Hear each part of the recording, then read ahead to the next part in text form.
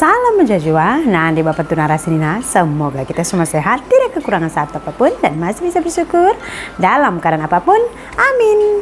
Hai pemirsa, selamat petang, apa kabar kalian semua pemirsa? Oke, 4 kali saya buat video satu hari, 4 kali juga saya tanya kabar kalian. Siapa lagi yang lebih perhatian kepada kalian selain saya? Entah boyfriend kalian yang masih pacaran atau suami kalian yang udah berkawin.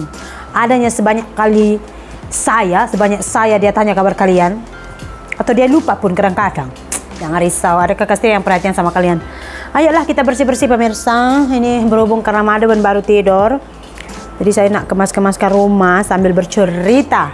Jom kemas-kemas rumah sambil bercerita sendiri-sendiri. Tengok handphone ini pun pemirsa. Boleh juga kita nanti masuk hospital Tanjung Rambutan, tahu.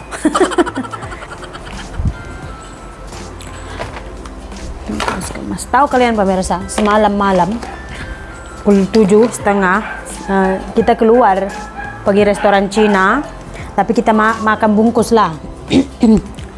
Jadi makan bungkus, ramai sekali memang itu punya restoran pemirsa, sangat famous lah di Sungai Siput ini. Cuman kita beli kotio basah saja karena ramai orang, jadi menunggu. Kita tunggu di dalam kereta, suami, anak-anak gitu, and then saya yang pesan ya kan. Tiba-tiba saya dari belakang ya, itu restoran kalau kalian pernah nampak yang sudah lama tengok video saya, dulu pernah selalu kami ke restoran itu jual ikan haruan pemirsa. Jadi kita selalu memang dari belakang gitu. Jadi udah ganti lagi yang tukang basuh piringnya. Hari itu saya tengok tua dia, tapi dari Indonesia juga. Semalam saya tengok kisarannya umur 35-an gitulah pemirsa, yang basuh piring itu.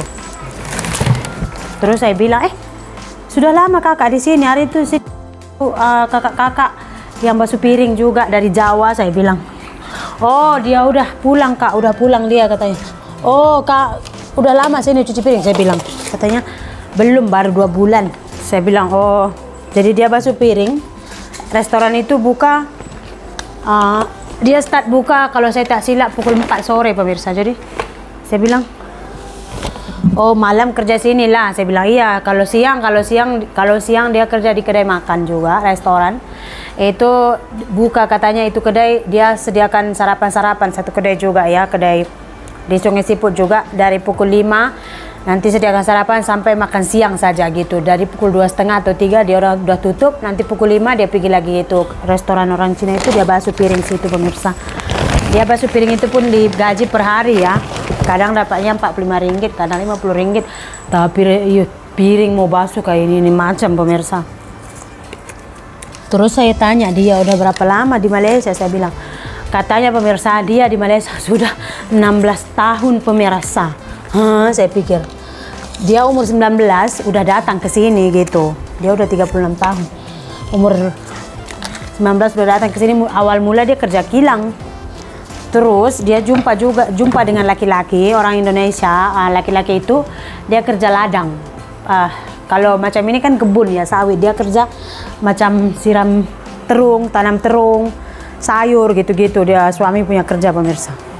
Terus saya tanya dia karena logatnya itu ngomongnya kayak orang Batak. Saya bilang, orang Batak? Saya bilang, enggak kak, aku orang Karo. Dia bilang gitu. Saya bilang, oh saya pun orang Karo juga. Dari mana? Saya bilang, dari Binjai. Hai, saya pun dari Binjai juga. Ya udah kami ngomong bahasa Karo lah. Dia itu pemirsa udah 16 tahun tinggal di sini di Malaysia. Jadi saya bilang, udah banyak lah tabungan di Indonesia ya kak. Apapun tak ada tabungan, apapun tak ada katanya. Habis itu saya bilang, tak ada apapun. Dia sudah 2 anak pemirsa, 1 2 tahun, 1 5 tahun. Jadi anak dia itu dia kerja, dia suruh orang lain jaga gitu. Jadi 2 anak itu dia harus bayar Rp700 1 bulan untuk 2 anak pemirsa, untuk 2 anak. Mereka tinggal di rumah, macam rumah sewa lah, tapi bukan rumah lah, macam rumah tuh ada 4 bilik gitu. Mereka sewa biliknya aja gitu, bilik saja lah. Masak, mandi semua 1 bilik mandi gitu. Rumah itu gitu pemirsa. Rp350 sewa rumahnya itu.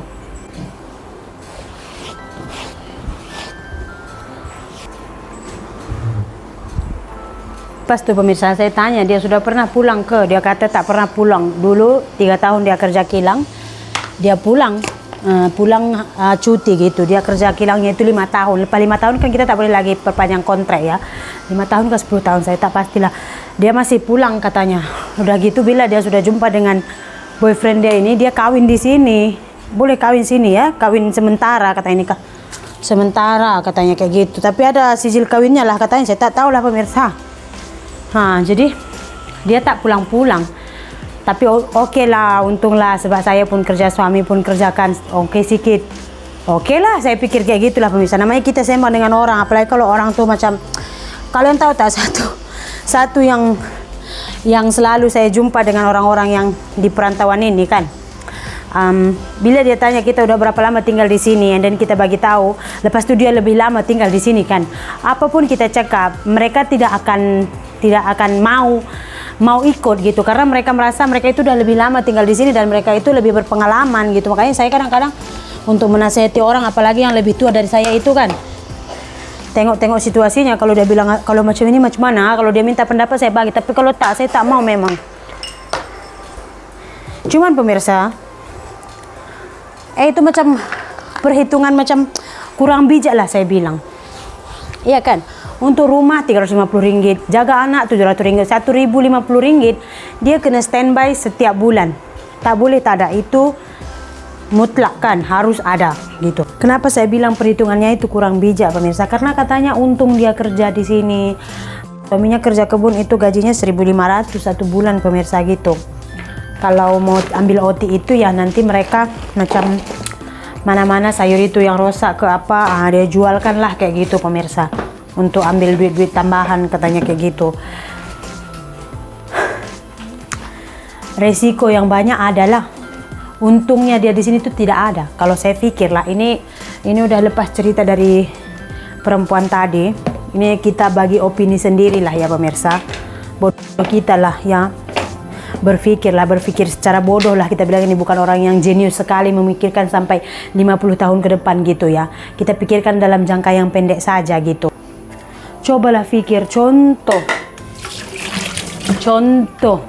emak atau bapak kena tangkap karena mereka ditinggal di sini ilegal, kena tangkap pihak immigration. Apa jadi pada anak? Kalau misalkan emak bapak kena tangkap, anak pun sekali duduk lokap macam mana? Fikirlah itu semua, ayo. Lepas itu pemirsa, kalau dia contoh dia balik Indonesia dengan anak dia itu pun macam boleh dapat kasih sayang emak. Karena ini emak dia tunggang langgang cari duit dari pagi sampai ke malam, sampai ke sore pun kerja basuh piring gitu.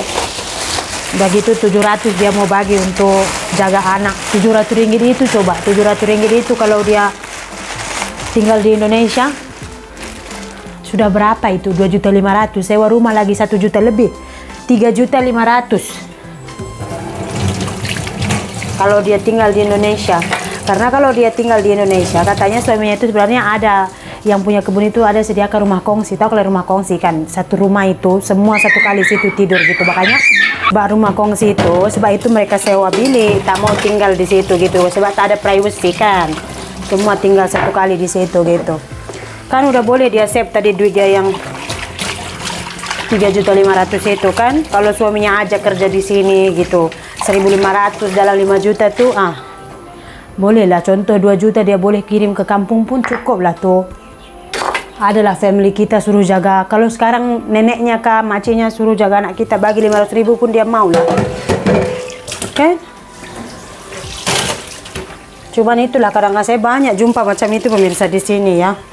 Kadang mereka kerja di kedai ayam gitu. Tanya udah berpuluh-puluh tahun di sini, tak pulang-pulang gitu. Udah ada anak. Yang ada nanti di sini kan, anak aja bertambah, pulang pun susah, mau urus ini itu. Sementara ya kalau macam kita berkawin dengan orang tempatan, oke lah ada transport ke sana sini senang. Kalau yang macam sesama orang Indonesia kita berkawin, ya kita mau pulang secara resmi, kita kena ulang alik. Macam di Sungai Siput ini tak ada kedutaan, dia kena pergi Pinang urus paspor tendangnya lah, terus harus pergi lagi ke immigration lagi ngurusinya. Pokoknya itu ribet gitu pemirsa.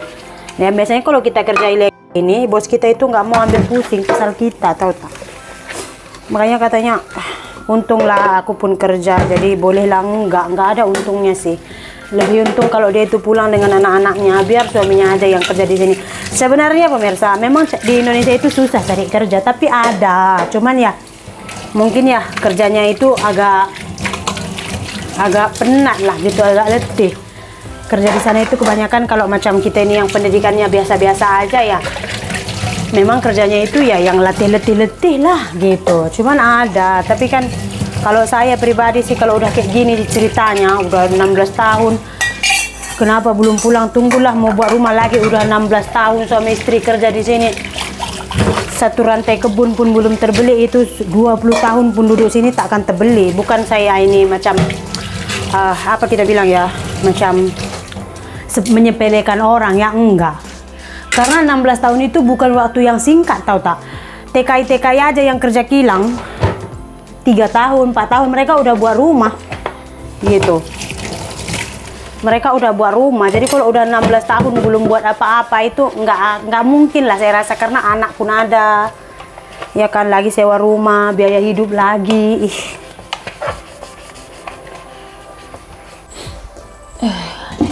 Ini saya nak masak air panas untuk Ami mandi pemirsa. Sebab dia sesema.